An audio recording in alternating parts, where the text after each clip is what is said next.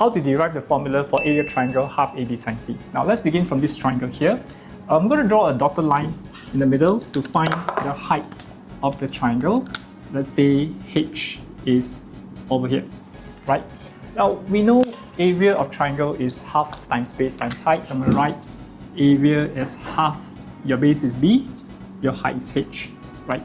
Now I want to get rid of H, so I want to change everything to in terms of AB and sine of angle C. So we notice we have to focus on this triangle here, on this side, the angle C here. So sine of angle C is your opposite H over hypotenuse A, H over A. Let us make H as a subject. H is now A sine C.